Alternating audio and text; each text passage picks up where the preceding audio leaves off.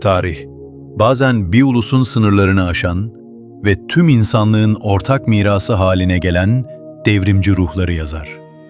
Mustafa Kemal Atatürk, sadece bir ülkenin kurtarıcısı değil, aynı zamanda dünya liderlerinin ve mazlum milletlerin gözünde bir deha ve hürriyet meşalesidir.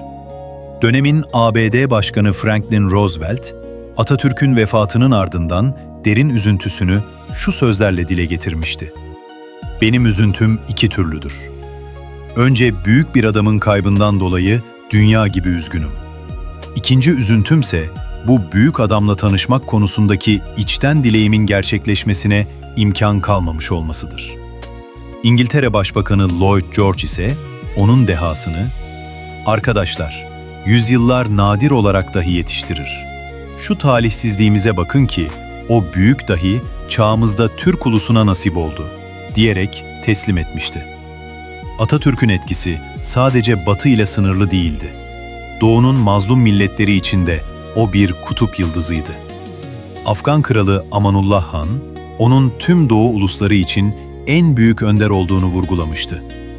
Nobel ödüllü Hintli bilge Rabindranath Tagore, Atatürk'ü, Asya'nın en batıdaki yurdunda Avrupa'nın hasta adamı diye hor görülen Türk'ün hakaret bağlarını kıran, Asya'ya özgürlük mantrasını okuyan bir kahraman olarak tanımlamıştı.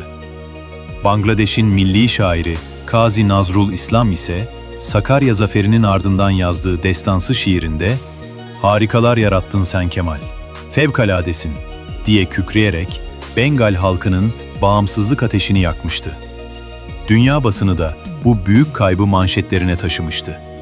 Amerikan Chicago Daily Tribune, onun Türkiye'yi insani ilerleme yoluna soktuğunu yazarken, Brezilya'dan O Estado de São Paulo gazetesi, "Tarih boyunca dünyanın hiçbir ülkesinde Mustafa Kemal Atatürk kadar gayretli bir lider görülmemiştir," diyordu. Hatta savaş meydanında ona karşı çarpışanlar bile ona saygı duyuyordu. İngiliz Mareşal William Birdwood, bacağındaki rahatsızlığa rağmen Ankara'daki cenaze töreninde mareşallik asasına dayanarak ayağa kalkmış ve ebedi düşmanını, yeni dostunu son kez selamlamıştı. Atatürk sadece bir isim değil, bir vizyon, bir modernleşme projesi ve bağımsızlık inancıdır. Onun mirası Tunus'tan Hindistan'a, İtalya'dan Japonya'ya kadar insanlığın onur duyduğu bir ortak değer olarak yaşamaya devam ediyor.